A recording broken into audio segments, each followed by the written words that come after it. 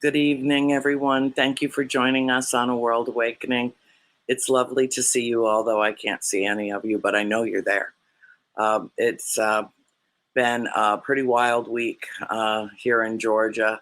Lots of goings on, and so I didn't sadly get my post up for this special show until yesterday.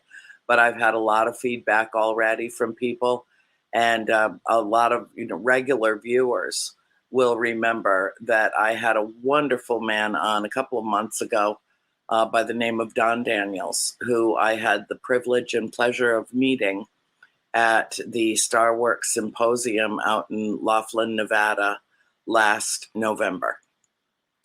And then, of course, I came home from that, and my mother had been injured.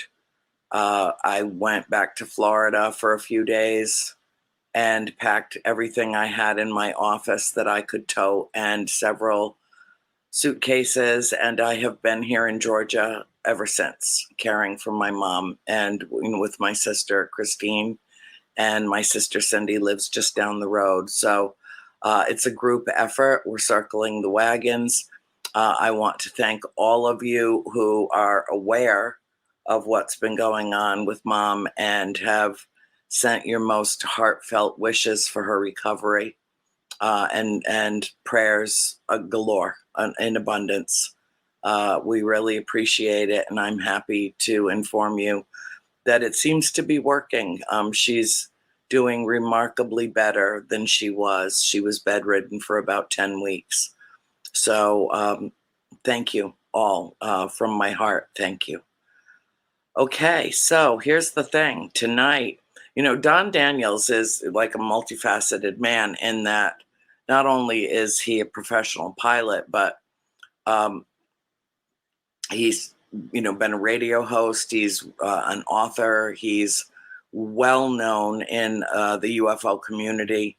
Has a great deal to offer. But after he did my show a while back, he told me about this wonderful woman named Sierra that he wanted to introduce me to. And I said, well, let's just do a special A World Awakening. So my thanks to Jeff Turner for bowing out tonight. He's going to be doing both shows next week while I'm in Ohio. So he'll make up his time then. However, he was gracious enough to concede the first hour, which is normally now Soul School Sojourn, so that we could have a full 2 hours on A World Awakening. So without further ado, I would like to bring Don Daniels on.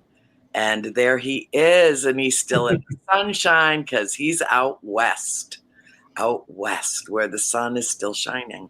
And then when Sierra arrives, of course, I'm going to let Don take the lead and interview her. She sounds like a fascinating person. I've never met her before, but he brings her to me, highly recommended. So with that said, Don, how are you, darling? And how's everything? How's spring for you out in Colorado? Oh, we had 3 inches of rain the last 2 days, but it was steady and not that, not downpours. So most of it soaked in. It was pretty good up here. They had some flooding down in Denver. But the mountains. I'm a huge fan of Boulder. I'm out in Colorado pretty regularly because I do a great deal of filming for Gaia. And the more I do, the more they want to do. So I just had to do some video work for them because I just couldn't break away and fly out there. So I just did it over, StreamYard and with Bill's help, which I was grateful, very grateful for. But I'll be heading back out that way pretty soon. So hopefully things will coincide that I'll get to actually see you while I'm there. I just got a text back from Sierra. We had originally, somebody had sent a deal that it was at 10 o'clock your time, 8 o'clock our time. So she says, "Ugh, I'll be right there." Oh, okay. Yes. That was a couple of messages about we start at 7 our time. Yeah, well, that's the thing. I cut out the first show, which is Soul School, so that we could have a couple of hours. And Don, you a man who wears many hats, even though you don't have one on right now. And I'm I'm not a hat person. perfectly willing to let you take the lead tonight, because other than having read her bio, I'm really not familiar with Sierra, and I feel like you know her better, and your conversation will be fascinating. And I'll just pitch in wherever I have a question or whatever pops up. But I really I think that you could do it more justice than I could tonight. And a world awakening is for that's what it is, exactly what it says. It's to help shake up and wake up the world to new viewpoints, different perspectives, different kinds of individuals, people from literally all over the world, and what they're into, and what their connections are, whether it be to the galactic family, or anything having to do with paranormal. Anything is welcome here. Oh, she's paranormal a lot. Yeah. Everything. She probably is a little late because she's having to pop in from the fifth dimension or beyond. Well, And either so that that's perfectly or she fine. I get that. Either that or she just realized that, oh, there'll be video of us and people can see us, and she had to brush her hair or something. I don't know. But anyway, it's a woman thing, Don. You're just going to have to cope. I mean, if you I figured I could start out by kind of introducing how we met, a little bit about her. Okay. And then we won't embarrass her with me talking about her. And then when she comes on, we can launch right into where we met and all that stuff. Great. So basically, number of years ago, I was involved in CSETI and doing a lot of field outings and stuff. And a friend of mine, we call him UFO Joe from the Salt Lake area, had come over to visit me. And he kind of travels around in his conversion van. And while he's visiting, Sierra called him. She was a friend of his. I had never met Sierra. Mm-hmm. And she says, "Hey, Joe, would you come down and watch this movie with me?" And he says, "Well, I'm visiting Don. Can he come along?" She says, "Sure." So we go down, and it was the movie called The Fourth Kind. It was terrible. It was a mock documentary. They made it look like it was real events in the small town up in Alaska, but it was all a fake documentary about alien abductions and, little grays sucking the kids out of the house and, crazy stuff. And we got through, and Sierra's asking us what we thought of the movie. And I told her, and she said, well, she'd had some very similar experiences, and this movie had triggered some things in her. And I'll let her explain kind of what those are when she gets here. She's here. Looks like, no, I guess not.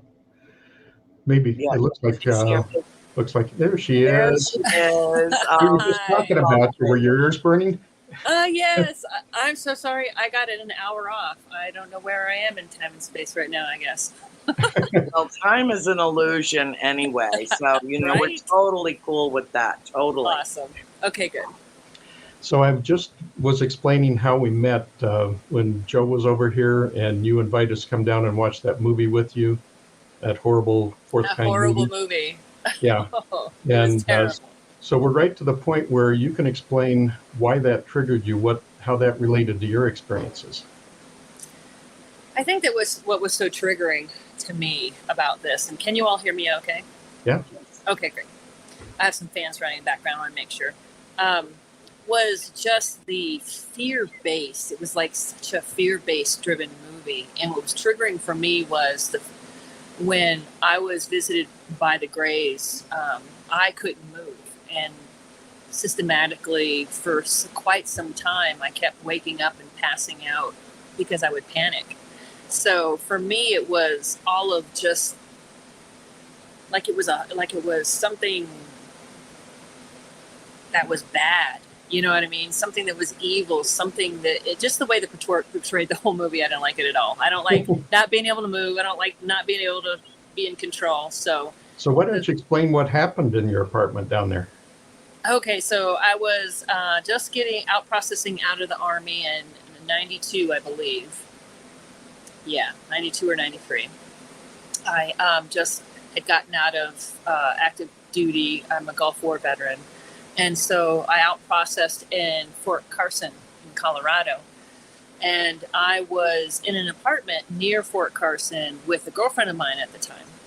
And we were in a bottom level apartment. And we had this, I'm going to set up the room for you just a little bit, sort of the space, so you can kind of get an idea. But basically, we'd gone to bed. It was work the next day. So we'd gone to bed, at our regular hour. We were going to get up early and go into work. And in the room that I'm in, I'm laying here. She's laying to my left. To my right is just a big bunch of windows with those Venetian blinds. So the courtyard light would come through and shine like lines on the left wall there where the door to the bathroom was. Our headboard was on the wall where the door out to the living room was, which coincidentally had a friend of my girlfriend's from out of town sleeping on the couch, sort of kind of behind our head on a couch on the other side of the wall. It was in the middle of the night. I heard this woman scream in the courtyard, like a blood-curdling scream, just one scream. It woke me up. Woke up my girlfriend too. I looked over to the clock, which was to my left, and it was like 12, 1, 2, 3, 4, something right around that time, just after midnight. And I was like, huh. And so I laid on my left side. My girlfriend gets up, doesn't say anything, which is kind of unusual. Goes into the bathroom, doesn't turn the light on, which is also unusual because we'd fight about it. And I heard her lift up the toilet seat cover and sit down. And I thought, oh, that's really odd. And so I'm laying there and I drift off to sleep.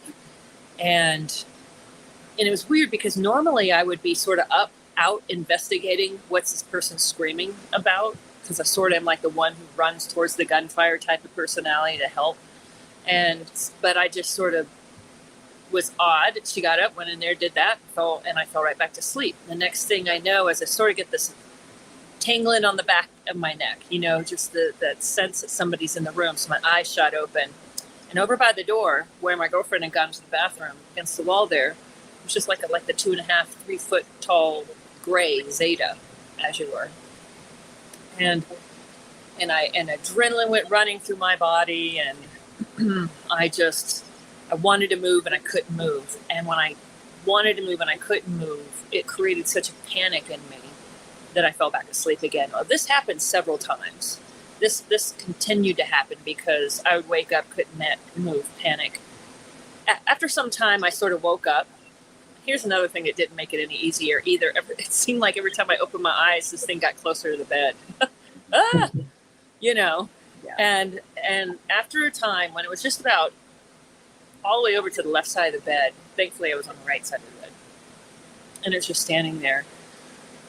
I woke up after some time and I was like, let me just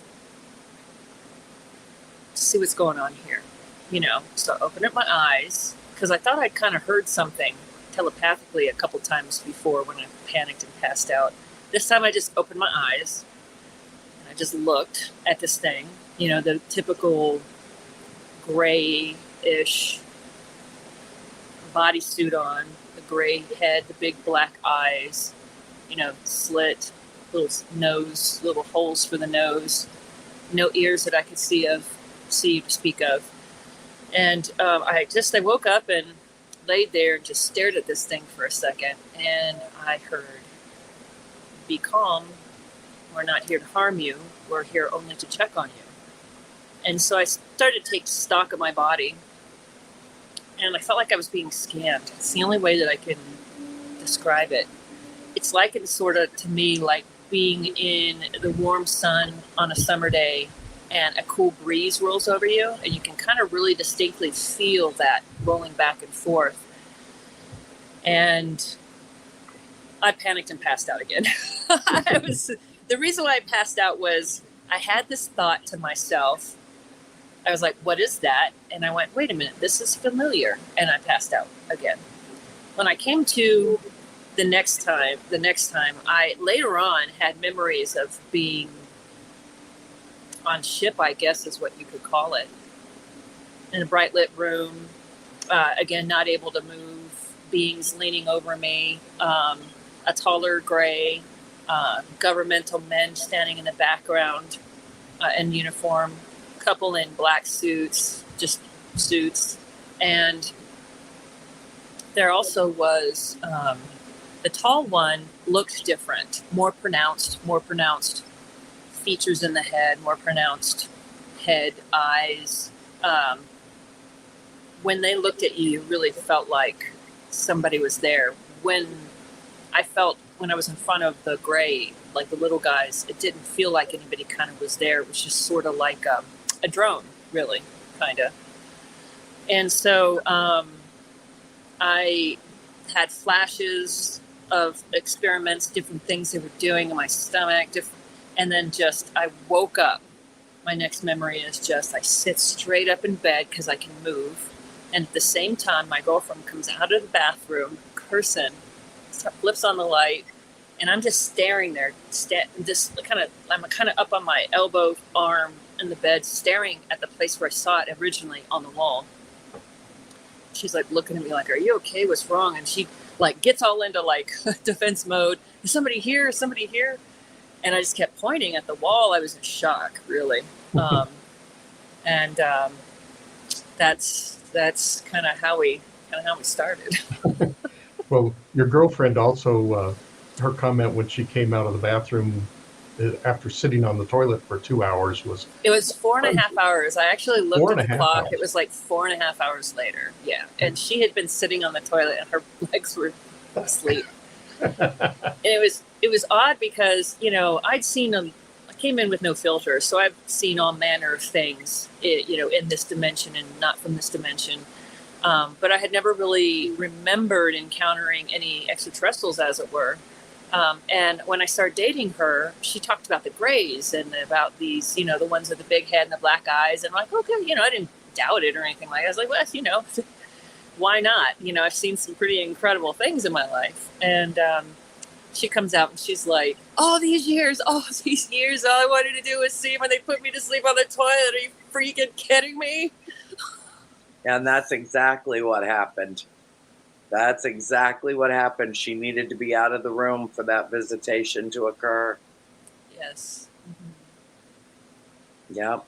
But the next morning, we the alarm goes off. We get up. It's like this weird thing. Human beings' minds just want to reset to what's normal, reset to the regular routine. Absolutely true. So we got up, we just started to get ready, like no big deal, like we were going to work. But I was sort of like feeling like I was moving through sledge, a little bit like concrete, just a little bit like, groggy, just, what in the world happened last night? But I still didn't remember. We didn't remember. We just got up and started doing our thing. Went out into the kitchen where her friend was out there. And we were getting ready and just bustling about. And I just was like, and she goes, the oddest thing happened last night. Did you guys hear that woman scream in the outside? And then it was just like it all came flooding back, and me and my girlfriend looked at each other like, oh my God, because I'd explained to her what I saw, that I couldn't move. We just sort of went to sleep. It was weird. But when she said something, our friend, it's like it all came crashing back in, like reality. Like, oh my God, that was real. That really happened. And she goes, and the strangest thing, she goes, well, I was concerned that the two of you, like, I didn't know if it was coming from outside or in the bedroom. So I got up and I went to go knock on the door and woke up this morning on the couch. And we just, and then my girlfriend just launches into this whole tirade and I go back into shock again. And I stay home from work and I call a girlfriend of mine, because I've always needed help and guidance, when I was younger, in how to deal with the gifts that I was born with. I was in this group in Manitou Springs of all of these really amazing women from different walks of life, and metaphysical, Christian, or witch, or Wiccan, all the different types of women. And we were all there, and I was learning from these women. They were these crone women, and they were teaching me how to deal with my abilities. So I called one of them in the group, and she went by Morgan Le Fay. Asked her to come over. I said, something crazy happened last night. I want to talk to you about it. So she shows up, rings the doorbell. I open the door and I'm just sort of like out of it. And she like scans me up and down. She's like, Sierra, want to tell me why you're pregnant? And I said, it's not even funny, Morgan. I was like, I had some crazy stuff happen to me last night. I really need to talk to you about this. And she goes, okay, we'll get to that later. And I was like, besides, I'm a lesbian. Like, it's not like, oops, I slept on a penis and got pregnant. Oh, I forgot I slept with a guy. Yeah. Yeah, I didn't accidentally just oops. In fact, up until that point in my life, I was raped in the military, but I hadn't really slept with a man my whole life. I was like, nope. So we started jump off topic, but you're about the 15th woman that I know that's been in the military that has been sexually assaulted or raped in the military. Is it like a sport? And why isn't anything being done about this? I mean, I've written directly to Kirsten Gillibrand, who this is like a really big deal for her. And, I think that there is time, this needs to be addressed. It really does need to be. Ridiculous. And it's a terrible condition that exists in the military. And, it's bad. And it not only happens to women. I know. It happens to men too. So it's not women. Well, on it's men, it's not a sex crime. It's a power and control crime. Correct. And I think it's a direct result of blatant testosterone poisoning in half the population that needs to be reined in, and it needs to be treated as a crime and not just a slap on the wrist, if that, in the military. And I'm a radical lesbian feminist myself at heart, so I get it. I totally get it, and it makes me crazy. But I'm sorry, you go right ahead. No, I totally get it. Let's just say that the military is paying for it now. Yeah. During the pandemic, kind of got my stuff together. Good. I had a long, 5 years of some bad, just a string of continual bad things happening in my life. I started getting post-traumatic stress really bad. In fact, I was living with Don at the time. Him and his wife were trying to help me, and I needed to go address it. I just got done with 2 years of what's called Warrior Renewed, which is rape for people in the military. It's a course, and it was extraordinary.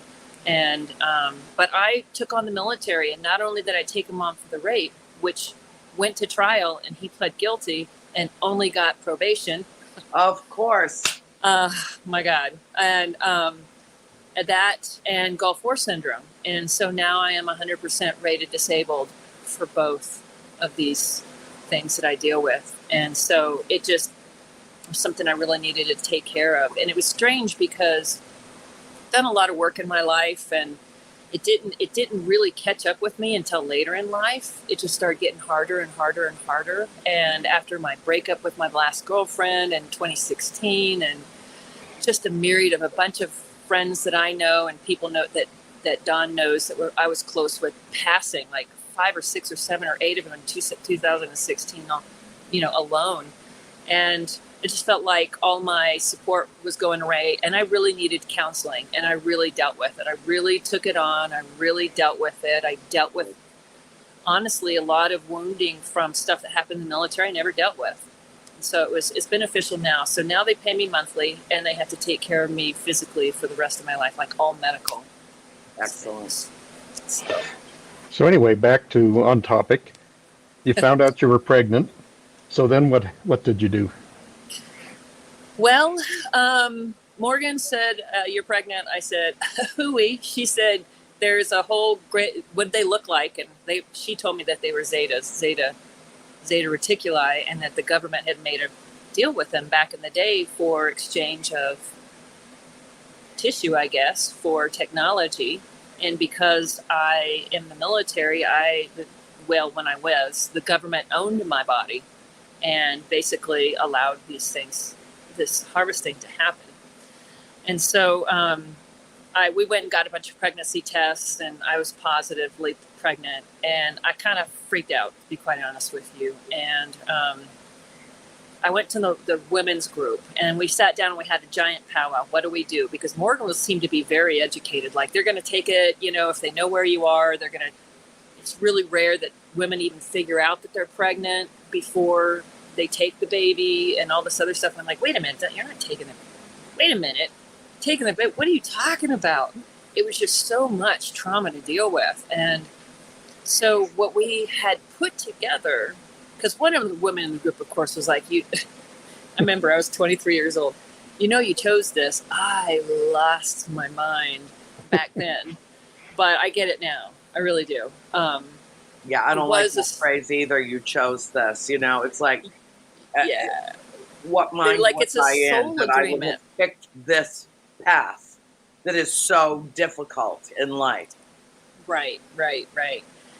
So, they were like, well, it's a soul. And I go, what do you mean after losing my mind? And these women were just great. They're these great crones and to put up with me. And then they were like, listen, let's put it a different way. It's a soul contract. And I'm like, well, if it's a contract, let's break it. So we went through all the things like Carol and Miss goes, the breaking of the soul contract thing. And we did this whole ceremony. And then to go above and beyond, it took a while. It took me a little bit of time to kind of really get in my mind that I was pregnant. I started to show, I've been pretty thin all my life and just a 6-pack stomach, you know what I mean? Coming from an Olympian and basketball and then Army and just go. And so I started to show pretty soon. And when that started to happen, I was like, all right, what do we do? Because I was swinging a hammer in construction. And they said, well, if they can't find you, naive as we were, but something had to have happened because there's implants, right? So they're going to know where I am no matter what. No matter what. No matter what. There's no matter what. No place to go. No. Right? So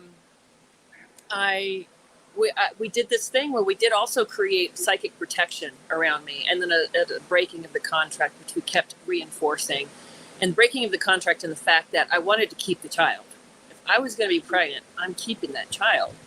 And as naive as that was also a very naive thing. So 4 months later, dang near maybe even 4.5 months into this pregnancy, they kept moving me around from house to house, all over Colorado Springs and outside of Colorado Springs. They would tell me when I was being moved. This is before cell phones, back in the early 90s. I just moved around. Me and my girlfriend broke up. It's the craziest thing because even though she's the one who told me about this Zeta people and stuff and knew about the Zeta hybridization program, I think ultimately she thought I cheated on her. It's like the human mind gets going on stuff. Yeah. And I'm like, I did not. We were pregnant. Well, we broke up. And I was off with all, staying in all these other ladies' places, even though they're not gay. She just had problems. So it was better off in the long run. So one day. Oops. We lost your audio. Yeah, we lost your audio, hon.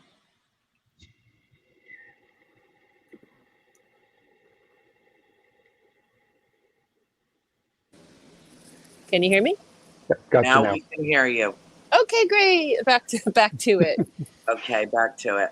In a moment, I will have to go switch off my alarm. That was my alarm. I totally had the wrong hours. Anyway, so she I ran into her one day, and I stopped swinging a hammer. I started driving the Roach Coach. The construction van that comes around, sells food truck.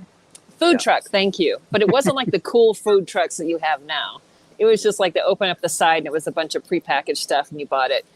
I did that because I was pregnant, so I wasn't going to be swinging a hammer. But Gina, my ex-girlfriend, said, this is a real baby. You got to go to the doctor. You got to get this taken care of. We had another meeting with the ladies. They talked about how they're going to take me to a doctor, go find somebody that maybe I could go off hours or do something in office, out of office kind of a thing. ultrasound, make sure everything was okay. I had been taking vitamins and doing everything because every one of those ladies had been mothers before. So I was just following what they said. I felt like I was okay. But so they were going to figure this out and make the appointment without me knowing.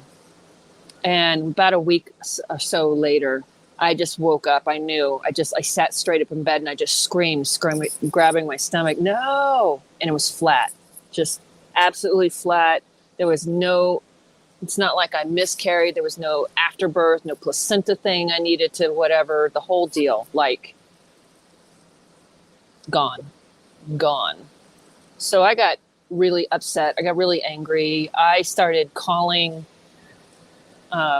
sergeants in my platoon. I called all the way up through the rank, accusing them of utilizing me for some experimentation and wasn't there right. And I just got really upset and really angry. So, yeah.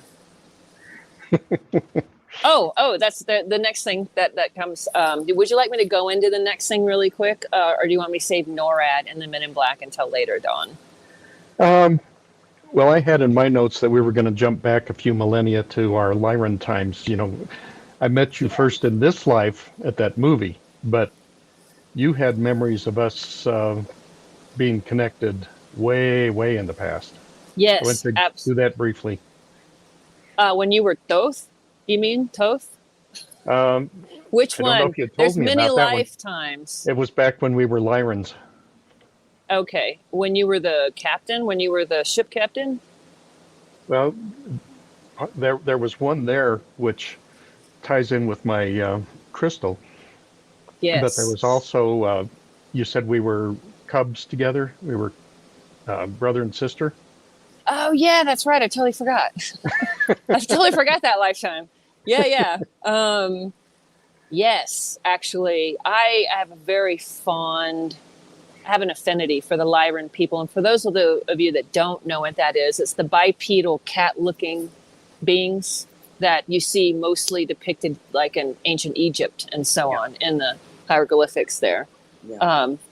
But yes, being Lyran. You need to spot the hybrids, though.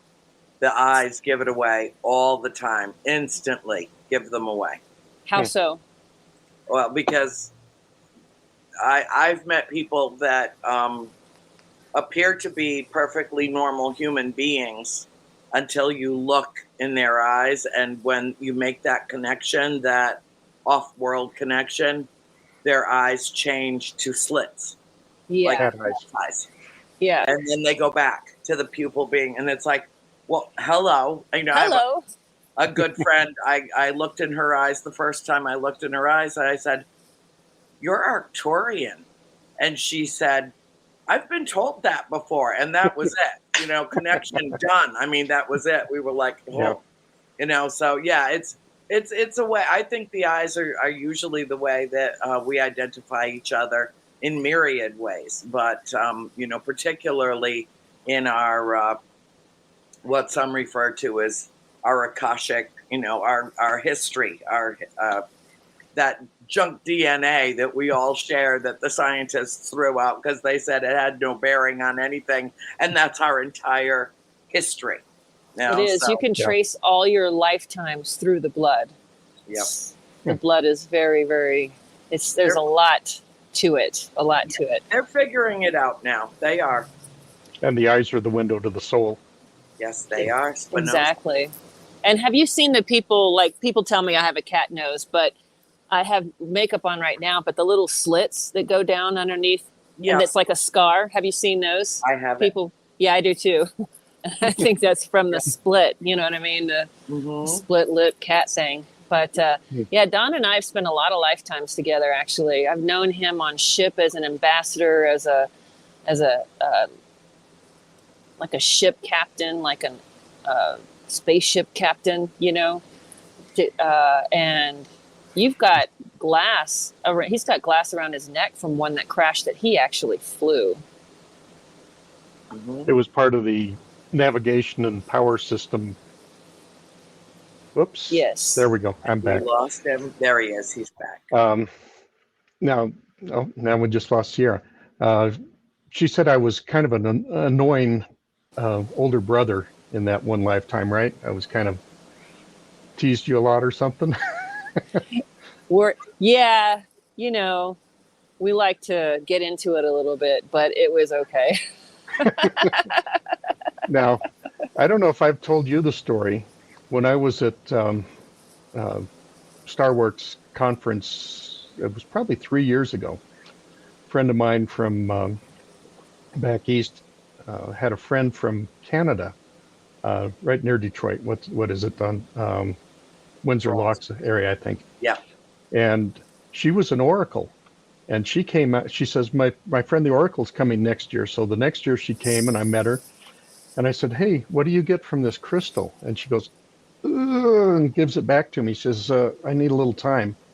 So the next day she says, "Okay, let me try." And she's holding my crystal, and she says, "There's some trauma associated with this." She said, "You were Lyran captain, a small craft, mostly like a scientific craft with a crew of maybe about 18 people. And we were out exploring, and we got a distress call, an SOS. It wasn't our people. We weren't obligated to respond, but we did because that's what we do. We help if we ever can. And so went in and found that it was huge colony ships that had kids from a number of planets. I believe it was the Andromeda Galaxy when the reptilians were overrunning the Lyrans and just decimating their planets and killing everybody. And so a bunch of different ET groups had got together and collected colonies of kids from these different planets, and were trying to scatter them out throughout the galaxies in the hopes that at least some of them would not be found by the reptilians and they'd be able to perpetuate their species. And they'd had some kind of a breakdown. They had some mechanical issue. And so we went aboard, and my engineering guy was able to get it figured out and get them fixed. And then we got word that there were reptilian battle cruisers or whatever coming in to try and intercept these guys. And so I said, okay, engineering, medical, etc., scientific, you stay with the colony ships and do what you can. I just need a skeleton crew to delay and deflect long enough for the colony ships to escape. And so I got the impression it was like 4 or 5 of us went back to my ship, and we were able to deflect, divert, delay the incoming reptilians long enough that these colony ships did escape.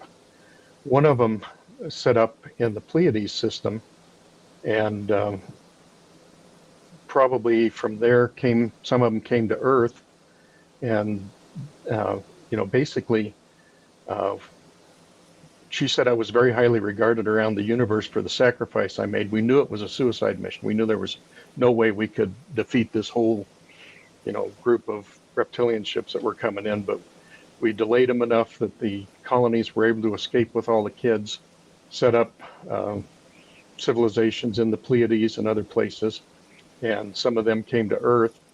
And so our cat that Sierra was with, actually in her final days, El Kitty, I used to say, El Kitty, I am your father. But anyway, we have history that goes through many, many lifetimes, many civilizations, and it's been interesting. Are there any others that pop up vividly for you, Sierra, that you want to touch on before you get to? Well, I've had a lot more recall. I've also been working with Laura Van Tyne from the Karmic Path doing regression for the first time in my life. And so I've been able to remember a lot of things, but being Lyran in Egypt, bringing the mystery schools to the ancient Egyptians, and, you came rolling in as Toth. and you were had quite an affinity. Yes. Were you Sekhmet, or were you have an affinity with her? I've come to understand it was one of my lifetimes. Wow. Okay. Yeah. So, Bill, if you can put up that video of her with the statue of Sekhmet.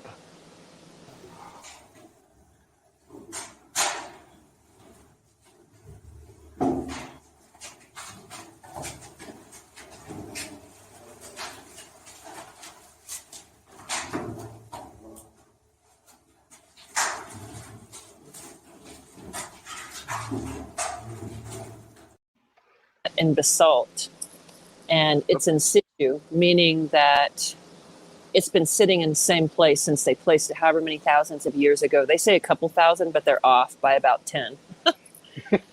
It's a lot older than what they think it is and what the history they teach. And so a lot of people have experiences with this statue, breathing with them, purring, open her eyes, moving her shoulders, all the orbs that you saw. It was pretty extraordinary. And this is one of the groups that myself and my partner, Dr. Aaron Nell, led to Egypt in 2015, right, Don? I believe so. That's what looked like the pictures were dated. And Okay. Bill, you can put up the one with her and the camel. Don She was wanted a behind horse. me. I talked her into getting the camel. I said, you can ride a Don, horse anywhere. Oh, it was terrible. Oh my goodness. I had yeah. bruises in places that are unmentionable. I definitely opt for the horse. Definitely. Oh man. And we were riding out to Abu Simbel, and we were supposed to just go out one way, and that's why he talked me into it. But then we ended up something happening, and we were supposed to then walk from Abu Simbel down into this palm grove and get picked up over there. It didn't work out, so we had to walk all the way back. And the way they move is like this, right? Well, I found that if you fight them, it really gets to your back, but if you just flow with it, it wasn't bad. Yeah, you need a chiropractic adjustment. I'm absolutely certain after 5 minutes on one of those things. Not to mention the fact that they're mean as snakes, and they'll turn around and bite the hell out of you. It's the reason why they were being led by the Bedouin boys that were, so we didn't have to control them at all. They just were being controlled by them. But it was 4 hours on And we camelback. went from the Great Pyramid out to Abu Simbel, right? And then back. Started at the Yes. Great Pyramids, as I recall. Yep, sure did. We did a lot of cool stuff. We actually rode a donkey that kicked me too, down in the Valley on the of edge Kings. of a cliff. On the edge of a cliff. I told Aaron, never again. Aaron. We got off the donkeys and walked. We figured that was too dangerous on We the were like, trail. it is too. It was like 2 feet from 500-foot drop. And Because we're we going, came in from the rim of the Valley of the Kings and then right down, we hiked right down into the Valley of the Kings. It was pretty neat, but I told Aaron, never again with the donkeys. If we're going to do it, we're just going to have to walk. we too got dangerous. off and we walked the rest of the way. It was just too scary on them. But we had the distinct honor of we owned the Great Pyramid for about an hour and a half. Mm-hmm. Our in-country guide, Dr. Aaron Nell, who's the one who figured out the alignment of the pyramids with the Orion and, the astroarchaeologist stuff. She was good friends with the Department of Antiquities and stuff, and she managed to get, they would have private groups in the pyramid during the lunch hour. There was like an hour where nobody else was in there, and we owned that whole pyramid. And we went into the King's Chamber, the Queen's Chamber, and the lower chamber, which most people don't get to go into.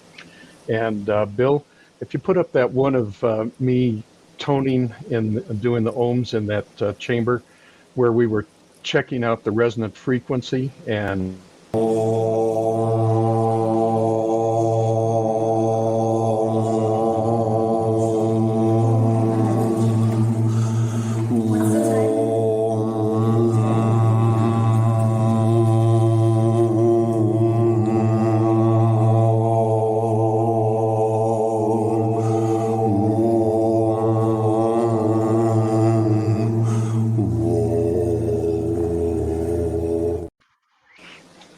so you can tell they understood resonant frequency and tuning the chamber. Do you remember which chamber that was?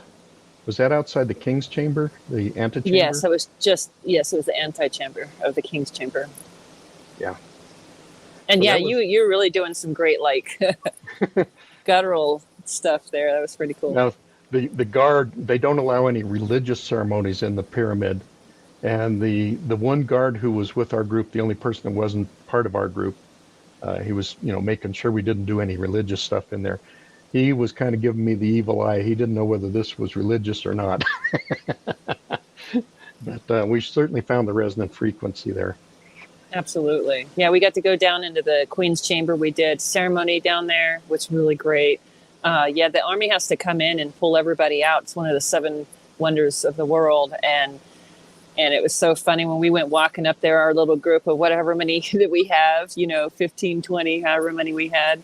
And there's like lines of people in the Army, like holding everybody out. And they were just like looking at us.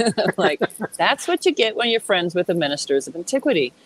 But I have announcements. Did you know that Dr. Erin is the first woman and non-Egyptian to become a minister of antiquity? Wow. Wonderful. Yes.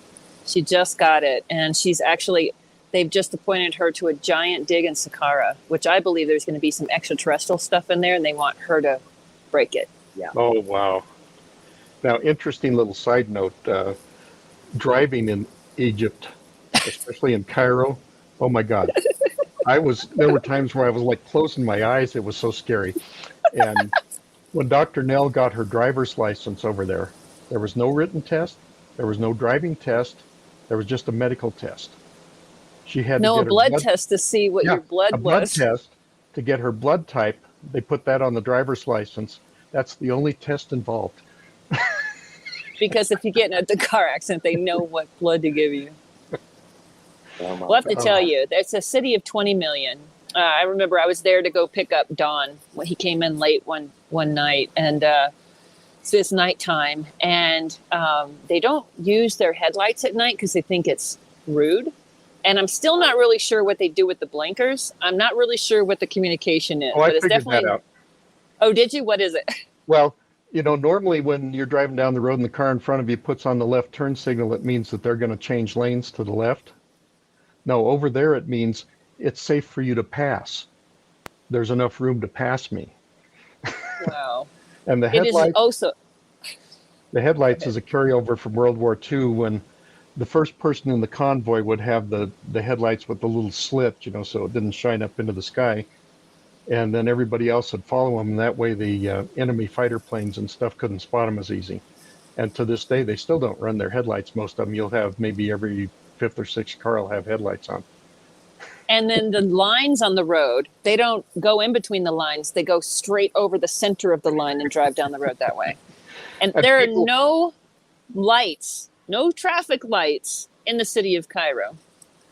And the people walking across the freeway, kind of a lane at a time. And it's like, good gravy. It is the most psychic place I've ever been in my life. It's hard to explain. The people are very tuned in. They're very, very psychic. I'm surprised we didn't see more accidents in the times that I've been in Egypt.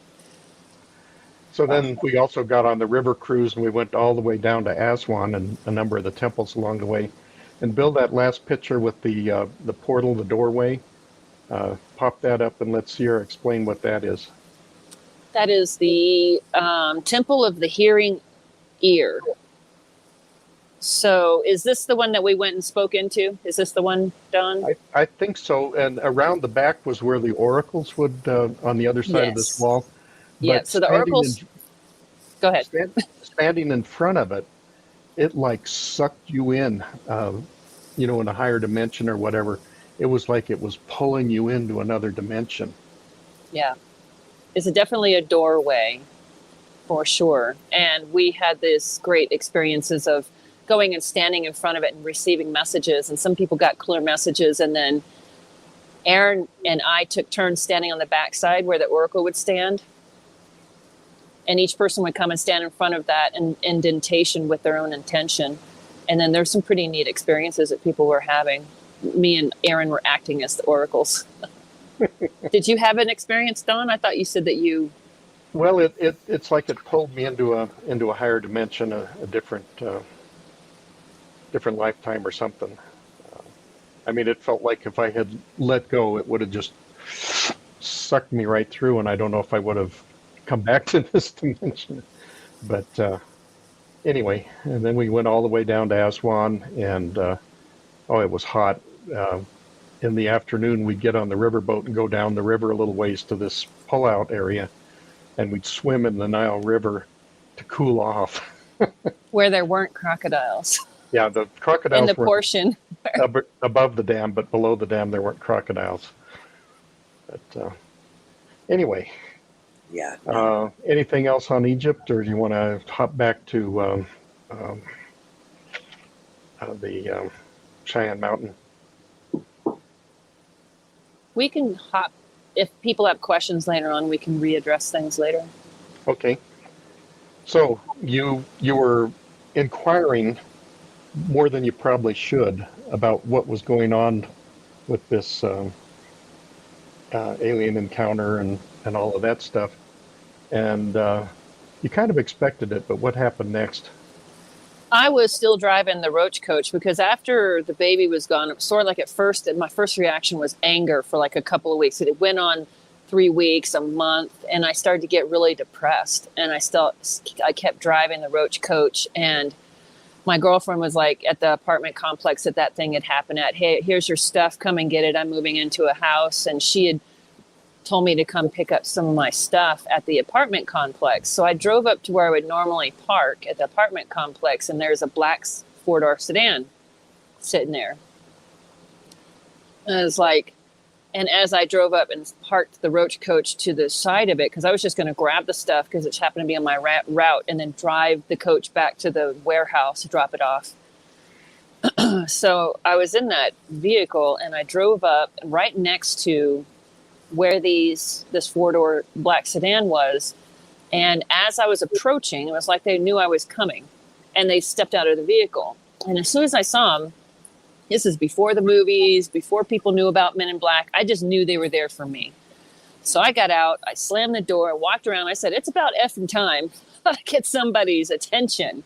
Like, I want to know what in the heck is going on. And they sort of motion as I'm speaking, and I'm like, don't ever do this. Don't just get in the car with strangers. So I'm just like, so they go, and the guy at the driver opens up the driver's, behind the driver's side door, and I get in, and I'm still blah, blah, blah, blah. And they get in, and then like we start to back up. And I just realized I got in the car with 2 strangers, and they hadn't said a word to me. So we were starting to back up, and drive forward, and I was like, okay, where are we going? Where are we going? No response. So then I started immediately go to my threat assessment, my training, and I started glancing around. I'm like, how is there no unlock, no handle on this back door? Then I was like, oh, I'm going to choke the guy out in front of me because this is not going to fly for me.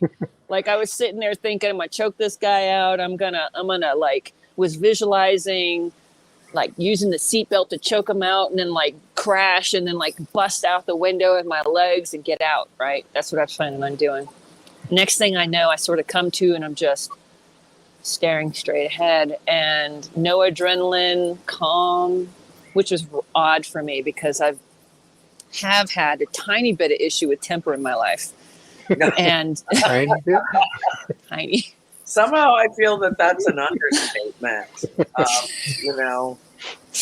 I'm picking up that vibe, Sierra. I'm picking up understatement of the new millennium. Okay. Yes. Well, you used to teach hand-to-hand combat and knife fighting to the troops, and you'd whoop up on the guys and embarrass them terribly. Yes. It was my thing. So, in fact, that night that the Grays came to visit, I had a 38 under my pillow. So that's probably a reason why they didn't leave move.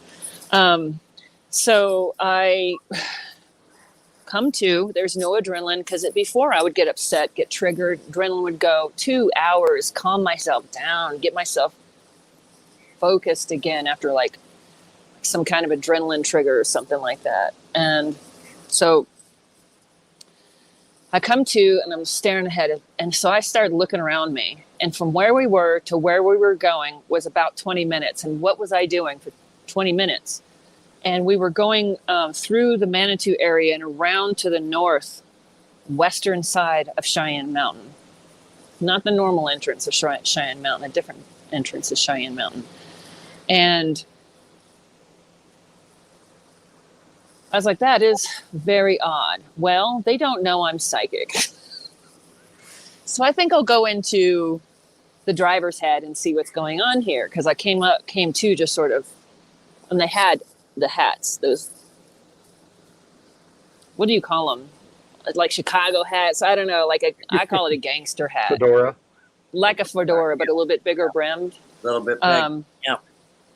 On. And so I'm like staring at the back of this guy's head, and I just sort of like, I close my eyes and I can hear him saying the grass is green and the sky is blue over and over and over again. I didn't understand what was going on. Later on, I understand that's protection against a psychic. So he was shielding me. And I went, that's odd. So I looked over at the passenger guy in the front, and I'm like, where's this guy's ear? What in the... And I'm kind of trying to look underneath the brim of his hat. And I was like, I want to go into this mind. And then it was like a physical shock, physical pain, like an instant migraine when I tried to do it. And I noticed that anytime I tried to stare at this guy, there was like a screen image or something. He wasn't quite right. This particular one wasn't quite right. I don't think he was human or fully human. And so we driving, and we go into NORAD. About 8 hours ensue. And where these two gentlemen take me, and I'm going to do the fast version because there's lots of other places you can go to hear this extended version of this particular part. But they took me in and they showed me a craft. They showed me basically a graveyard of all different kinds of craft in Cheyenne Mountain. And I spent up way too much time trying to figure out how they got the craft in before I saw what they were there to show me. And as soon as I saw it, it was about 75 yards away. I was up a couple stories looking through this blast glass down into this big, poorly lit, there's lights every once in a while. Not only all different kinds of retired aircraft, but like boats too, boatcraft in there just hanging out. At about 11 o'clock, about 75 yards ahead of me, I was looking from the top, but it was a saucer-shaped thing, and it had a USAF marking on the top. And I was like, oh, do you see? And then as soon as that happened, off we go. And I was sort of like being pulled along, like not under my own power, along with these people through the whole day. They took me into a room. They took me to an area, and each one of these areas in NORAD are completely different. We're completely different. It's not the front part of NORAD. This was way in the back, and it was years later I saw a diagram, a 3D diagram of people that said they'd been in NORAD. It's like 27 stories down, and in the back, the western side of the mountain, not the front part where like the NORAD is at, the radar place. But went to a completely different area, and it was like an office area. And we walked up, and there was this scientist guy who took me into a room inside of a room and showed me beaming technology, beamed a Pepsi can from one side of the room to the other. And I kept calling bullshit because it freaked me out. He did it a couple of times to show me. But this is scratched his initials on it once just to so you knew it was the same can. Scratched it and then did it again because I was just like the first time I went bullshit. You know what I mean? It's just like your normal reaction. Like, come on, man, what are you trying to pull here? Yeah. And so I asked him because the guys had stayed, the men in black had stayed outside of the room. So I turned into him with my back to the door, and I was like, so like finally when I got that he really did it. It's like, where did you get this from? He's like, it's really, and he's talking, and as he was talking, it sounded like somebody shut off his voice as he was speaking. It was the oddest sound I've ever heard. And his eyes got really big, and he looked terrified. And the one that I didn't think was human had stepped in the room when I asked where he got it from. And the guy was choked off from speaking. So off we go again to a completely different area. We went for a while. This time I'm starting to like, what is going on here? What is all of this about? And it took me a completely different area. As we started getting close to this area, I didn't like it. It smelled like a hospital, completely different. Like I have memorized the steps, like everything, what everything looked like, the walls, the ceiling, the floor. It all looked different in each one of these areas. And we walked into this area I didn't like, and they put me in another room with glass and then rolled up the thing. And there was a 6 foot tall dead gray on a steel table with it like a cover, clear cover over the top of it. And I was just like, deal with this again, right? You know, don't they not know I'm psychic, you know? So I was just like, this is a doll. And I stood there for a long time fighting in my own mind about, like, what is this? And finally, I'm going to go in and see if it's real or not. When I do that, I experienced the being's last moment of death, and it was horrible. It's being tortured for information, tortured for technology, which it would not give up, and died being tortured. And then I snapped back out of that, and I started shaking and crying immediately. They were going to kill me. I knew it. I just knew they were going to kill me.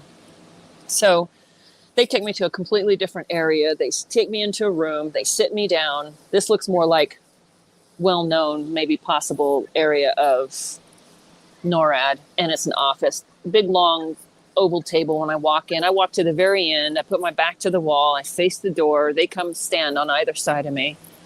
And I sit there for about 45 minutes, the whole time imagining in all the different ways they were going to kill me. And it was terrible. Then one man walks in, and he sits down, crosses his legs. He's wearing a flight suit. And it's a tan flight suit, but not the color of Navy, not the color of Air Force. I come to find out later on, this is Space Force. He comes in and he has all rank and insignia removed. And he sits down, crosses his legs, looks at me for a long time, and he goes, now that you know, stop digging. Now that I know what? You're going to kill me, aren't you? So he starts naming off my adopted family and my biological family, which I had just gone and found and been reunited with. Their names and their addresses. What is this? And he's like, basically, in all the different ways, without directly saying, I was being threatened. Stop digging, stop talking, stop it. Oh, people think that when we who do really legitimate research in this field say people have paid with their lives to keep the worst kept secret in the course of human history. That is a fact. People have died to keep this secret. So for you to have been fearful of your life was absolutely legitimate, Sierra. Now, the other interesting twist to that is when you figured out who this guy probably was. Yes. So I'm the eldest daughter to my mother. I was born 4 days before her 18th birthday. And she had she lived in Orlando, Florida, by McCoy Air Force Base. And I don't know if you know about McCoy Air Force Base. It's where they first... I'm just north of Orlando, Florida, and Winter Garden is where I live. So, yeah, I know the area exactly. Oh, okay. Well, I was born in Orlando, Orange County Hospital. So, yeah. So this is in Orlando, and McCoy Air Force Base, the first to break the sound barrier. They had a whole bunch of top secret stuff going on there. And the locals always talked about the lights that would go in and out of the bottomless lake. Yep, the bottomless lake. Yep. Yep. So, so it's like a long history of it. So supposedly my father worked at McCoy Air Force Base and told my mom that he was a veterinarian of sorts. Anyway, she was very young, started dating this guy. I saw him at the Ranch Cafe. Do you remember the Ranch Cafe over by the Air Force Base? No. A lot of the officers and stuff and people would go to the Ranch Cafe. It's not open anymore. But, and my mom, very young, very beautiful, very tall, looked older than what she was. She was there with some friends, and him and another friend approached her and started talking to her. Now, I have this theory that certain people are approached with blood types, not blood types like AB or whatever like that, but genetic types. And I am bloodline. Yeah, my mom, her mother was Cherokee. Her mother was Irish. Her father was Cherokee, the very first generation of the mix. And, so Cherokee Irish, I've come to find a lot of people been abducted. Georgia and Florida, a lot of Cherokee, Irish, Cherokee, Scottish. where you get dark skinned people with green eyes. Yeah. Yes. My eyes look And brown, but when they're in the that's part of my light, they're bloodline. actually Yep. green. Yep. Yeah. Yeah. So it's anyway, moving on. She started dating him. They hung out all the time. She always lost in his eyes. She said, which turned to green, to blue, to kind of gray. And she would get lost in his eyes, like this otherworldly look, like wasn't quite from here type of a guy. And he sought her out. Then she becomes pregnant. She said all they did was hang out and listen to music all the time at a place of his off base that he had roommates at. Long story short, she gets pregnant, goes to tell this guy she's pregnant, and he's gone. Like, he knows she's pregnant. Like, it's been transferred off the base. So she goes to the base. They wouldn't let him in. She goes to the house. She goes to the house first, where she hung out with him off base all the time. The guys were like, listen, he's been transferred. He didn't tell us where he's going. He's a top secret dude. He can't say, So sorry, go to the, can't help you. She goes to the base. They call the guy. She remembers. She can't remember. She's got a lot of memory manipulation. She can't remember the man's name. Cannot remember the man's name for the life of her. And she thinks his first name is JJ. Tell me how that makes sense. So unless there's some sort of direct manipulation going on there. Yeah. And come to find out later on, just quickly, it all started with my grandma. She was in upstate New York, was raised in upstate New York. She was 16 on the farm by herself. The family was in town. And she said that she had an odd feeling in the middle of the afternoon. She walked out to the front and a thing landed in the front of the house, of the farmhouse. And I said, what did it look like? She said, an upside down tea saucer. Oh, she said she can't remember anything else. So it falls in line with the great hybridization thing. So he's gone. She can't find him. Has never seen him again. But she continues to be abducted the entire time that she's pregnant with me. At first, for the first 6 months, it was like she called them angels, being from other places. They'd come to her, talk to her about me. And then she started being taken against her will by the men she didn't like military men. She didn't like it. And it caused her a great deal of post-traumatic stress. So she never saw my father again. So in regression and in some of the work that I've been doing, this man that came into NORAD that day and threatened me was my father. So that is still an unfolding story. I still very much believe that he's going to show up in my life here pretty soon, because there's a lot of things I believe is going to start happening here in the world with regard to this issue.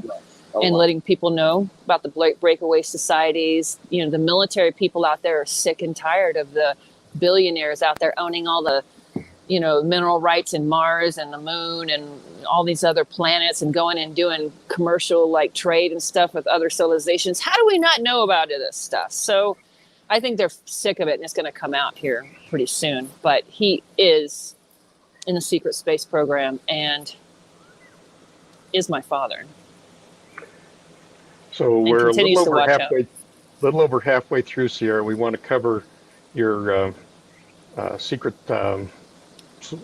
super soldier time, and we also want to cover your daughter and how she interacted with me and Tashina and eventually you. So which do you want to do first? Do you want to do a brief overview of your 20 and back? Yeah, let me do a brief overview of my 20 and back. And let me tell you, this upset me. I have to tell you, it upset me greatly when I found this out. I'd mentioned that I'd started having to deal with my PTSD really for the first time in my life. Really started ramping her up around 2016 and stuff. I've been in therapy, post-traumatic stress therapy, with a specialized counselor, not only for post-PTSD, but for sexual trauma, also for rape in the military. And she is through the Veterans Center. And my body started freaking out. All of these things I'd never had to deal with in my entire life. These panic attacks, not being able to breathe, not being able to sleep, not being able to focus. It was just the craziest, horrible time of my life. And it just got worse and worse. And the temper got worse and worse. And so there was something inside. The only thing I can liken it to is something inside of a footlocker banging to get out, just banging. But because there was literal mind manipulation or erasing of or a capping of memory.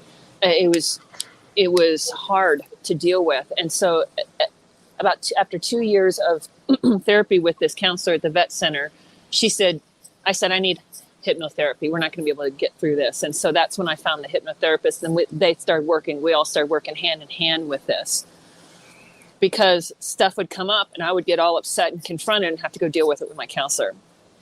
I had this distinct memory. So my father is gone. When I was a week old, my mom was a hippie from the 60s and started hitchhiking. When I was a week old. That was sort of like my life. So a very, very, very nomadic type of a thing. But refocus me, Don. What am I talking about? 5 and back, 20 and back. So Mars. She starts dating a man when I am about 2 years old. His name is Dana Farnsworth. He's no longer with us. Unfortunately, he took his own life in '96, but he's a Vietnam veteran. And she started dating him. I just loved this guy. I thought he was the coolest dude. And he like come home in his like camo, man. I just like, he'd chase me around. It was just a lot of fun. I really liked him. And his father, Douglas Farnsworth, was a brigadier general for the Navy in Orlando, around Melbourne, actually, around the Cape Cod area.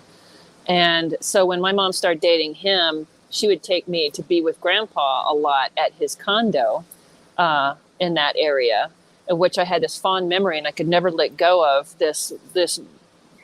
Imagine the coolest like reading room with the dark wood and the whole thing, all the big book thing and the big desk. And I would always smoke pipe tobacco, so it was like that sweet smell. And then on his desk was this big ship in a bottle, and he would take me and show me like the different fighter freights, the big Navy ships and stuff like that. And I spent a lot of time with this guy, and I remember spending a lot of time with this guy, but I didn't remember this part.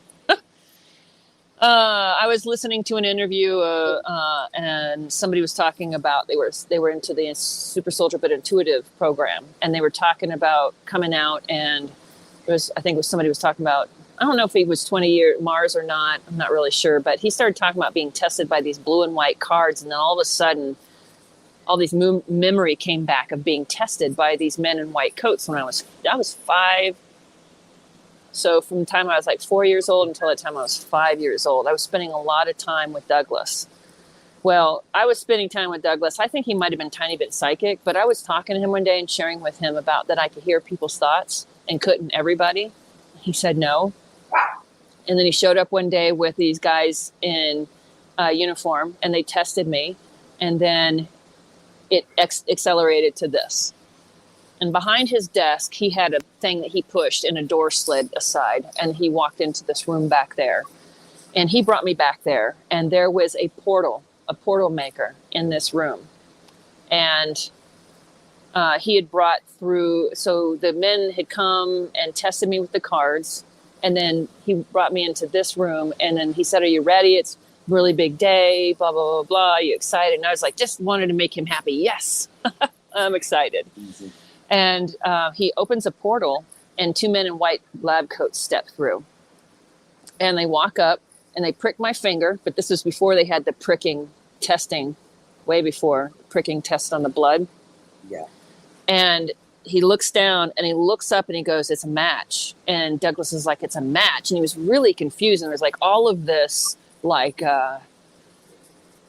excitement and like nervousness. And I could tell that Douglas was nervous. Well, he asked me if I was ready, and I said, "What?" He goes, "We're going to go on a special trip." And we step through the portal, and we end up in a different place where this big bunch of crazy, it looked a lot like stuff in the room sort of looked like stuff that, what's his name? The one that did all the free energy, Nikola Tesla. Like Nikola Tesla stuff, all in this big computers and all different kinds of things. And they walk me up to this one area, and I stick my hand, and they shoot something in my wrist, and I was like so upset. I was a kid, but before like right as it like was so painful, and I started to cry, it was over with. And I was told to never share my blood at that moment. Do not share your blood. Do not give your blood willingly. Absolutely. Do you understand? And I said, okay, I understand. And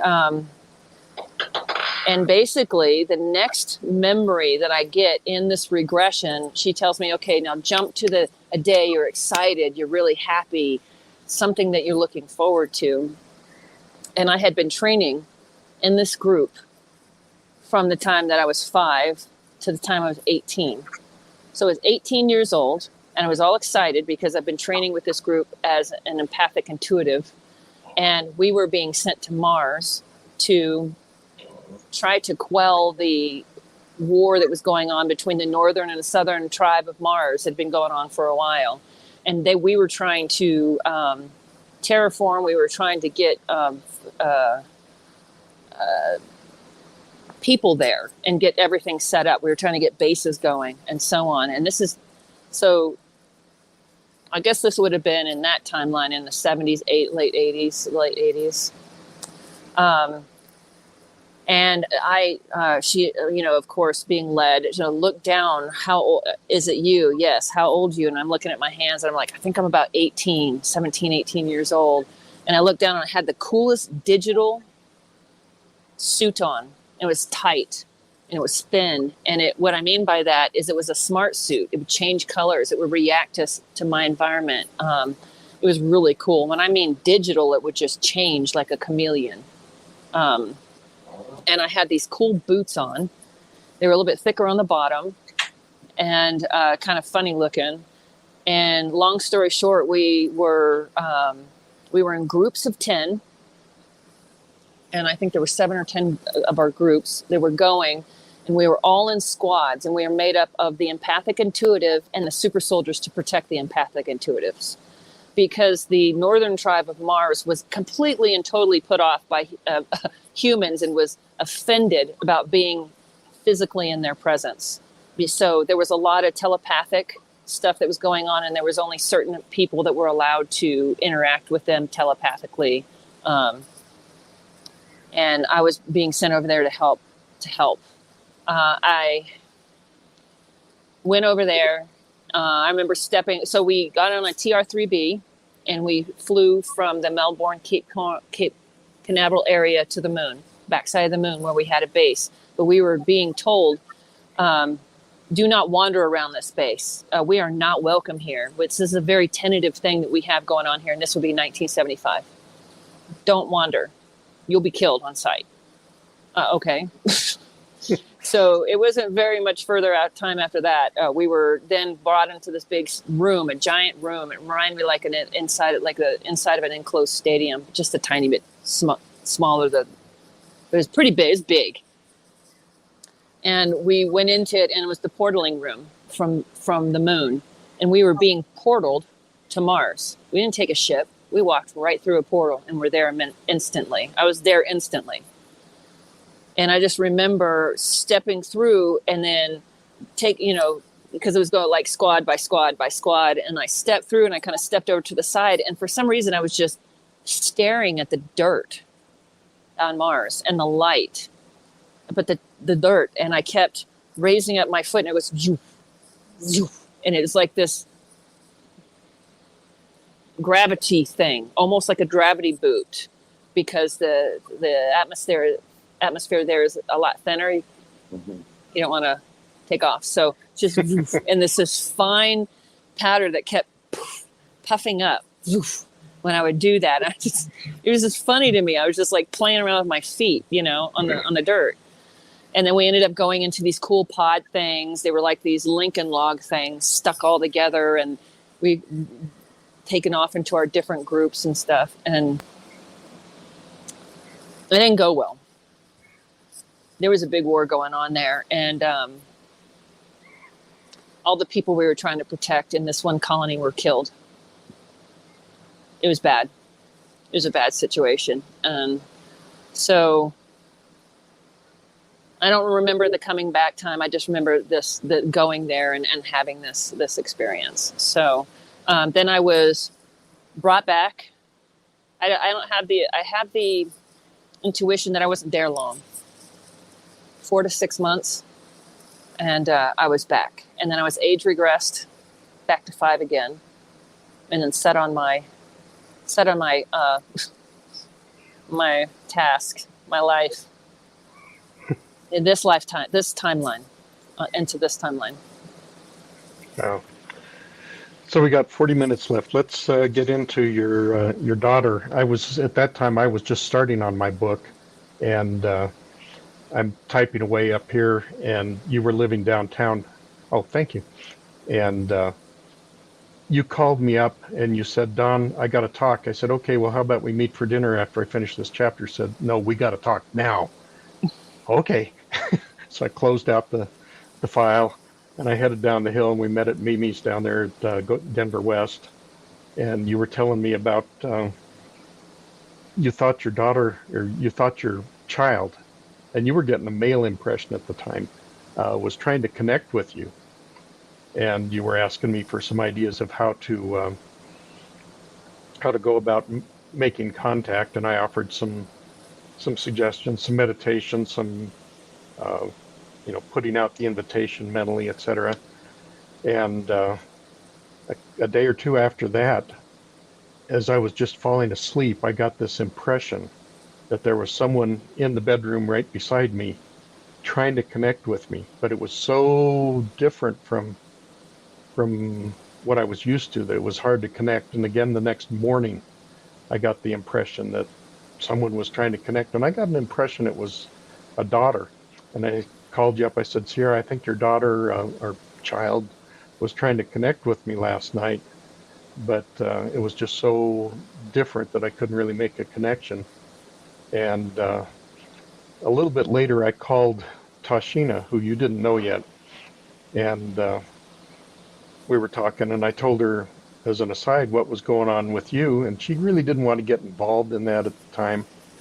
But it was just a few days later, she heard her kids playing with sounded like a new friend, and she thought, well, wonder who the new friend is. And she walked around the corner into the room where the kids were, and this figure just kind of disappeared into stardust and gone. And oh, who was your friend? And the kids, friend came by to talk to us. And after a little while, Tashina was able to make a connection and got some messages for you. And she was still way under the radar at the time, and people will have to read the book to get some of that, because we're not going to have time to get into it tonight. But Tashina was not born on this planet. And so she was very under the radar, which was really tough for me, because I'm very open with my truth, and to keep that kind of a secret was tough. But I told her I'd set up a call at a mutually agreeable time with you, and showed her how to block the caller ID, so that you would just be expecting a call at 7 p.m. that night or whatever it was. And when she called, you answered, and you guys talked for like 2 hours. I wanted to fill in a little bit about what went on there. Yes. Well, just there's a lot I want to say about you, and like how you helped me through this period of life, my time. Sorry, weather. News, not the weather, right? Spinning here.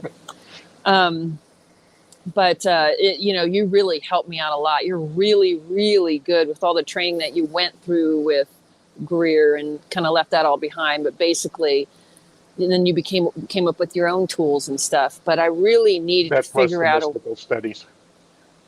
Say again. That plus the mystical studies that I'd been doing since the 90s. Oh yes.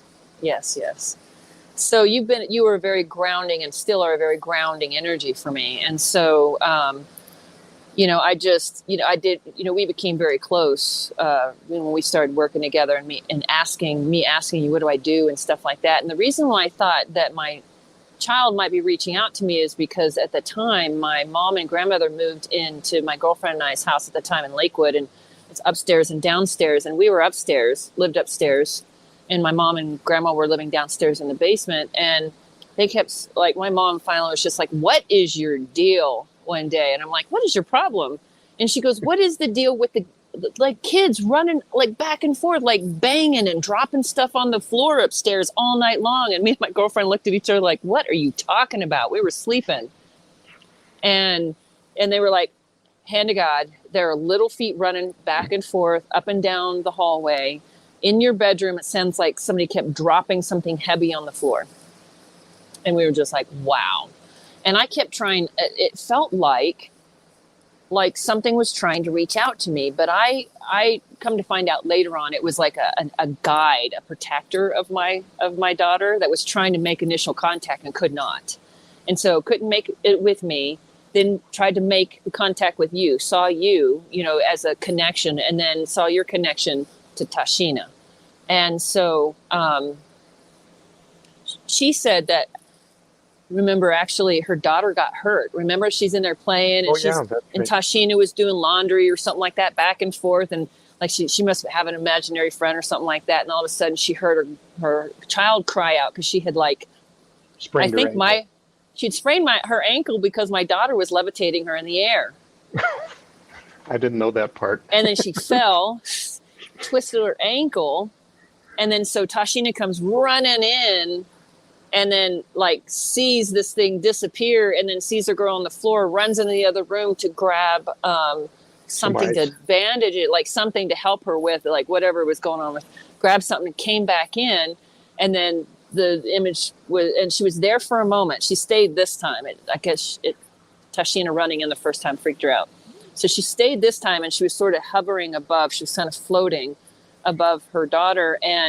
And then when she came in, her daughter was still on the floor, but she was smiling. And she goes, "It's okay, Mommy. She fixed it." Yep. We were just playing, and I hurt myself. And so then, of course, Tashina was like, "Whoa, who are you?" And then my daughter was like, "I've been trying to get a hold of my mother. I've been trying to communicate with her. Can you please tell her?" And this is a little bit tough for me. She said, we weren't going to be able to be together for a long time. But there was going to be a day that her and I are going to be a bridge to welcoming children like her back to the planet. But there's a lot of other kind of personal messages to me to keep strong, to stay strong, what to focus on. And, things about my sacrifice and things it's helping, and just stuff like, "Mommy, I can't wait to meet you," and different things like that. So after you and Tashina talked, it was a little bit later that you did actually have a night together in a way. It was in a way, because of where I was in my own personal development, because of the way where things were in the world, she was not allowed to physically visit me where I was, in Lakewood, in the city. Now, Tashina is not in the city, so there wasn't a way that she was able to show it physically there, but could not do that where I was. So it was like a telepathic visitation. All night long. It was really cool. It was quite extraordinary, actually. I sort of woke up a little bit dizzy, I was sort of napping, and kind of what is this? And then I started hearing this other very distinct younger voice in my mind, and I was walking around what is going on here? And then I realized that she's "Silly, it's me, Mommy," and I'm just whoa. And so we had this long night of conversation back and forth. It was like a braided walk, and she was inside you, sharing your body. Yes. And I laughed when you said it was like two kids trying to drive a car, one running the gas and one running the steering wheel. Yes. It was like at one point, a couple of times, it was sort of stumbling or trying to do something. And it's "Now listen, you're going to have to let me have the control of the body here, because yeah. And then I did a little bit of automatic writing. I asked her what her name was, and I wrote it. It looked like ET script or something. Don't you have a copy of that somewhere, Don? Yeah, it Tuxoxi, something like that. It had a little bit of a Navajo feel to it. Tuxoxi, yes, is what she goes by. Tuxoxi. And it was. She was enjoying experiencing our reality through you. Through me, and we even did a little bit of watching TV, walking outside, walking in the labyrinth that I had set up there in the backyard of picking up crystals. Oh, she wanted to know what it felt like to eat something here. So we did a little bit of eating and tasting of things and watching TV. She didn't get it. She was very sad about certain things. And then she kept referring to things must change before we can come. And I kept saying, what do you mean we? She said, all the children, Mommy, all the children. We want to come back home. So it was a long, great night. I woke up the next day exhausted and very sick. And she told me after a while, she's like, I've got to go, Mommy. Is this too hard on you? It's getting too hard on you. I've stayed too long. And so ended up having this weird sickness that cleared up, pretty soon. But it had me sick for a minute. I'm still not quite sure about all that, but anyway. So that's that kind of covers that. So we've got about half an hour left.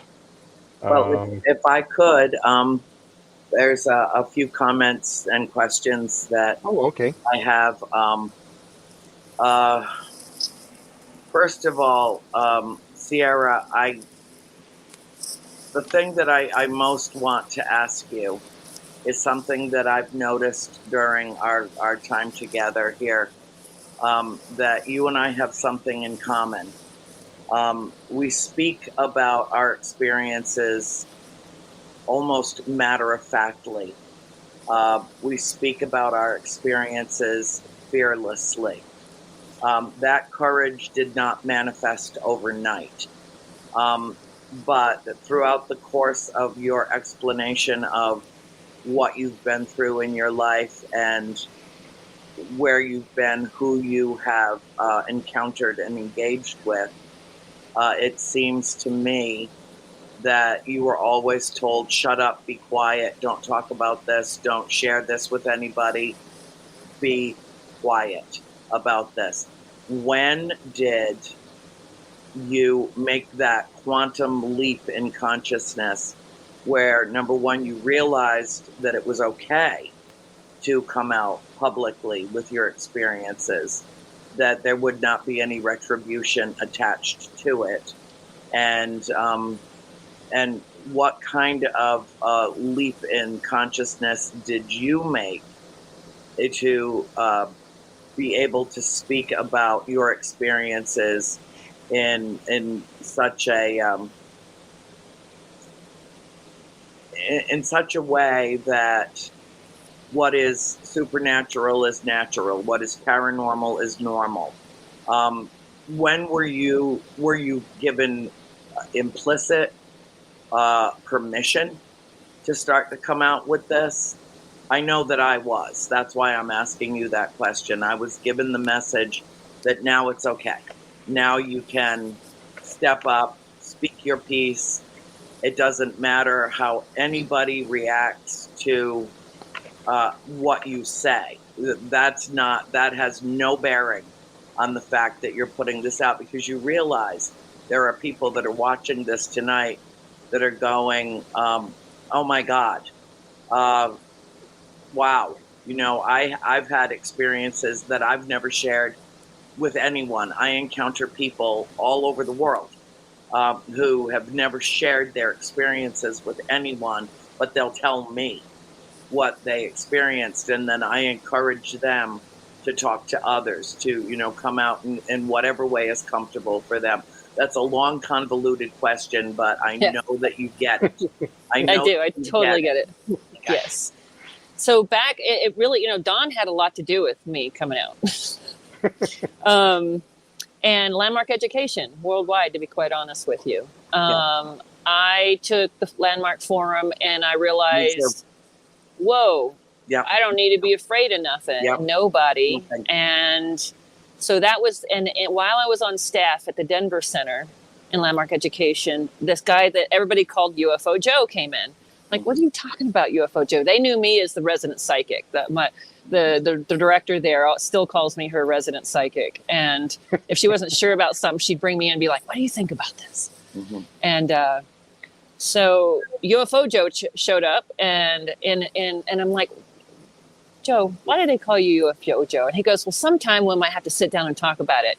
I said, okay, because it was through UFO Joe that I found Jeff Peckman, who then knew Don Daniels. And we all three went to the movie, didn't we? No, it was just Did you, Jeff me. go with us? I think it was Jeff just did you, go me, and with Joe. us.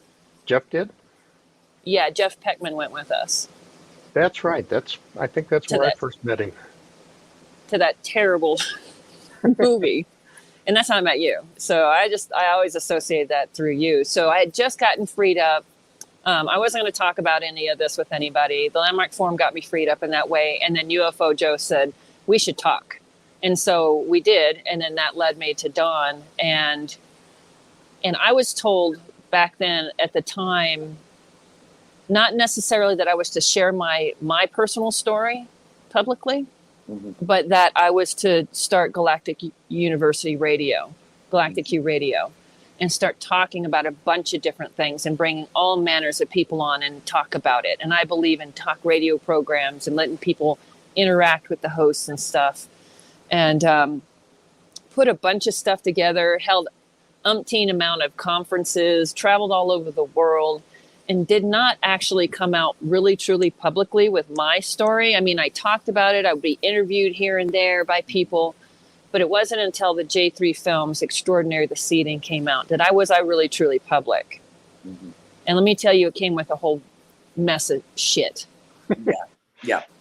And I have been targeted, and I won't beat around the bush about it. I was specifically targeted, and they were trying to take me out of the picture, and they almost did. So then they got Stan Romanek. So they just tried to discredit and different things and try to ruin you. And I lost my temper and got arrested, and they tried to ruin me. They really tried to get me locked away federally and that's when I started dealing with my temper. But it dang near landed me in jail for a long time. And but the other things, microwave frequencies and different things like that, I know where I can go to get away from it, and I'm constantly immobile and a nomad by spirit, I guess. But you do have that vagabond vibe. You do. I do. I very much will do. I just love it. I absolutely love it. I absolutely love it. But it was like a layering of things that got me to the place where I felt comfortable, and I still really wasn't that comfortable when John approached me from J3 Films and said, hey, Orchard just bought, Stan Romanek, Extraordinary to Stan Romanek, and we want to do 3 movies. I'd known them since 2008, 9, right around the time that I met Dawn for the Paranormal Research Forum there in Denver. And we started hanging out, and they were just fascinated, wanted to talk about my story. I said, no, I'm not ready. And they were like, because people would ask me to what end or why, because this is just a tiny portion of the different things that have happened to me in my life. Tiny, tiny, tiny little portion, like the hybridization program, tiny, tiny little portion. Like I was actually recruited to be on a timeline correction team. Mm-hmm. Don, didn't you say you had that in your? That was in your bio. That was news to me. In the bio. Yep. And I think we've got enough time if you would like to address that. Just a quick thing. I was approached by some off-world beings and some representatives from the call them the Galactic Council, if you will. Yeah. A group of like-minded individuals following universal law that knows that the planet is supposed to be a free will and that things have been subverted, including even humanity and so on. And they were wanting me to train astrally to do some timeline repairing. We did a lot of that. It was actually kind of extraordinary. But there's been a lot. There's been a lot to all of this. Well, does that answer your question? Yes, it does, actually. And one other thing I wanted to know, have you had your blood tested for the Rh negative blood factor? No, okay. The only people that ever get my blood is the military, and a few times I've landed in the hospital, and there's not ever been any extra. I'm a A positive blood type. Okay. Okay. It's just a lot of people that are hybrid carry the Rh negative blood factor, myself included, and my parents are both. I don't know. I'm pretty sure both of my parents are aliens. I'm pretty sure, and but they had incompatible blood, so they had 5 children, 5 daughters, but my mother had to receive gamma globulin shots for us to be able to come to term and not die in utero. Wow. And the Rh negative blood factor, I'm sure Don is aware, is traced back to about the last ice age, is when it first showed up in human form. Human blood does not mutate, so it was infused into the human bloodline. And a lot of people that carry the Rh negative blood factor are hybrid. And we're now 15% of the population, although 150 years ago, it was only about 3% of the human population, and it was almost exclusively relegated to the Basques of Spain. I don't have any Spanish heritage in my ancestry, so we can't figure out how it ended up in a Frenchman and a woman who's Scottish and Cherokee. we don't understand how that happened, but there's just a whole hell of a lot we don't understand, which is why I really wanted to bring you on the show tonight. And Don just speaks so highly of you, and I have such great regard for him, that I knew if he believed in you and your experiences, I mean, as a contactee myself, I think that the 3 most important words that any of us ever hear is "I believe you." But I also, if I could interject, I do believe that part of your permission/courage came from coming upon the point in the timeline, in this 3D timeline of free will, that you were actually instructed to begin to, message. It's time now. Now it's time. Now you can start to talk about these things.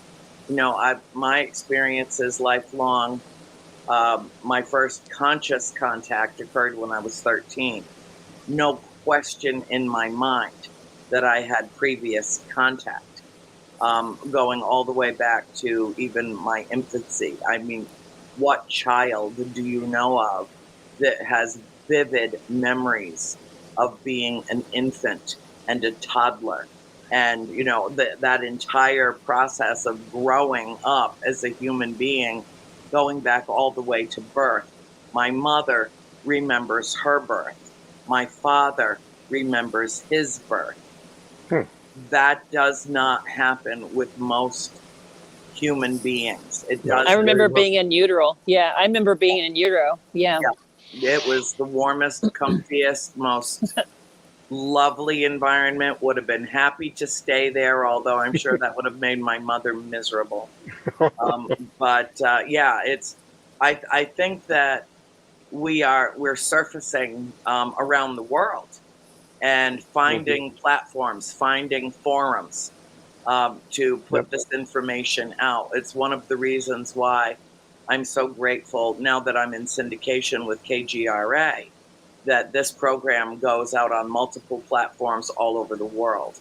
And that is very, very important. Even if someone who is sitting there and listening tonight and not in any of the chat rooms, not in, trying to ask any questions, just absorbing the information, because that's where I believe that it begins, that process of normalization of what we know has existed for time in memoriam. I mean, for millennia. That the off-world galactic family has been involved with humanity, that we are them, they are us, and all of us are one galactic family. You talked about it's time. I got that push to do my book, and I kind of hemmed and hawed for a while, and I finally got going on it. It took me 2 years to finish it. Yeah. And then when I finished it, I was partway into the book before I ever met Tashina. When I finished it, she said, "We've been waiting for you to get this done." Yeah. And I go, "Whoa." Okay. But were there any questions from the audience? Oh, I'm sure there's plenty of questions from the audience. But before we even bring anything, we're running. We're really short on time, and Don had asked you, Sierra, if you would want to talk about your Bigfoot encounter. I personally believe that that entire race is interdimensional. Otherwise, we would have discovered a carcass by now. Absolutely. You know, so I think they just pop in and pop out at will. We have not found any encampments. We have not found any places where they have kind of set up housekeeping on planet. So tell us, if you could, in our few minutes that are left, what your experience was. Let's see if it can validate, my own. Wonderful. Yeah.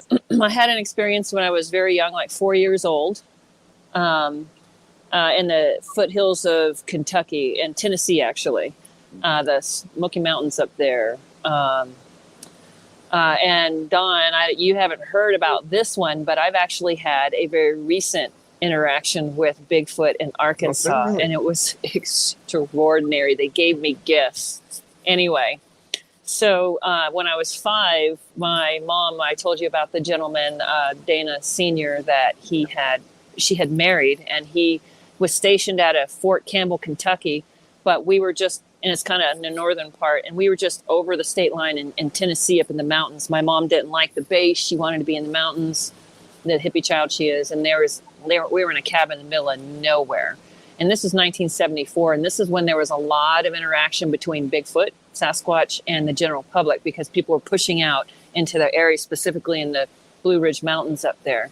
And there was, for a short period of time, there was one body that was, this is off topic, but it's been on In Search Of, and a couple other TV programs talked about how these couple of families were up in the mountains up there, and they were hunting, and they actually shot and killed an adolescent Sasquatch, threw it in the back of their truck, and drove back to the cabin, which was systematically attacked that night. And then before they knew what was going on, they looked in the back of the truck, and the body was gone. But me being there, we had a house where it was like room down below. You walked into the front door, kitchen off to the right, living room, then a straight staircase that went upstairs. Like there was a bathroom in the back and the laundry, a long hallway, room on one end, room on the other end. I was on one end. I looked up over my feet and looked down the hallway, and my bedroom was dark. There was a light out in the greater room there. And my mom would leave and take my dad down to Fort Campbell, but she'd leave, like, put me to bed, and then would come back in the middle of the night, come upstairs, kiss me, let me know she was there. It was hours she was gone. And so she was gone she'd gone to like pick him up and was going to be back early morning. And I was sleeping, and I was woken up by a bam, like the door being slammed open, And they had sort of that, like the passionate relationship. They were fighting or doing the other thing. And that's what they were doing. Either one of those two things. I thought they were fighting again when they came in, because there was all this wrestling and banging going on downstairs in the kitchen. And my mom. 3 minutes. Yeah. 3 minutes. Yep. My mom. So this being came upstairs because I called out for my mom, frustrated she hadn't come up to say goodnight. And it was a female Sasquatch. She stepped up and turned down the hallway initially.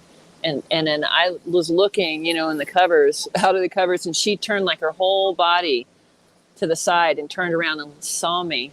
And under the covers I go.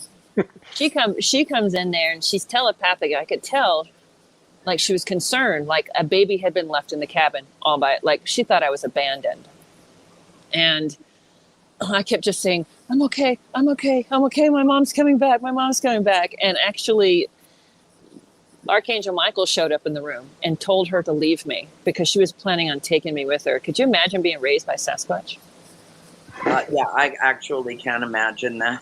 Actually, real quick, the new one that I haven't heard yet. Too, so I'd be all right with that. Board Camp Crystal Mine. Everybody look up BOARD, Camp Crystal Mine in Arkansas, near Mena. And they have ongoing, persistent interaction with a Bigfoot family there. And the Bigfoot family actually lives there. They have all the evidence, all kinds of stuff. And I'd picked this place to go crystal collecting and had no idea about, like, Josh Gates has been there filming this place. It's got extraordinary gravitical things happening there. And I left a offering for Sasquatch, a very specific rock. I left walnuts from South Carolina, big old giant walnut halves, and a couple of gluten-free little wafers and a little lemon drop on top. I was there for a week and they didn't take it. And then when I left on Sunday, I was going to come back on Monday. I went back there, and each day I was like, "This is for you. Please take the offering with my humble, gratitude." And digging in this hole quickly. I said, I'm afraid you're not going to get your thing. It's going to rain. It like deluged that night, flooded filled up the hole that we were doing the crystal. I was digging the crystals out of. Went the next day, and they had put a stack of rocks. Their thing is stacking rocks in the craziest of way. These rock stacks are incredible. They had taken the top rock that I had, they put it in this hole. But when I got there, I was on my hands and knees. It was my very last day. I could feel them there. I was like, and then they tossed a rock at me, a crystal rock, and it landed in the water. Well, the owner came, he opened up the thing, the water drained down. There's this perfect stack of rocks with this crystal thing sitting on top. So I took the crystal they threw at me and the rock that they left at the very top of the stack because the rest of them were way too heavy to move. And it was an extraordinary experience. There was way more that went on, but basically there was this interaction with a family of Bigfoot there that's extraordinary. But if you're interested in having an extraordinary experience, Board Camp Crystal Mine, Mena, Arkansas. The owners are incredible. Well, Sierra, I deeply appreciate you being so forthcoming with our audience tonight. Believe me when I tell you that you are surrounded by like-minded souls on this broadcast. Don, Great. I thank you for bringing Sierra into my life. Send me her personal cell phone number, Sierra, whether you like it or not. We're going to absolutely talk more. Great. Yes, I'd love to. And I will have you both on the show again so that we can continue this fascinating conversation. And to our viewers around the world, I thank you so much for joining us tonight on A World Awakening. I hope that this has been an illuminating, fascinating couple of hours for you and has certainly given you food for thought. Search your own mind, search your own heart, search your own memory, because I absolutely believe that we know nothing compared with what there is to know, and all the answers lie within. And with that, I will close out with my mantra: be the light you seek. Good night. Thank you. Namaste.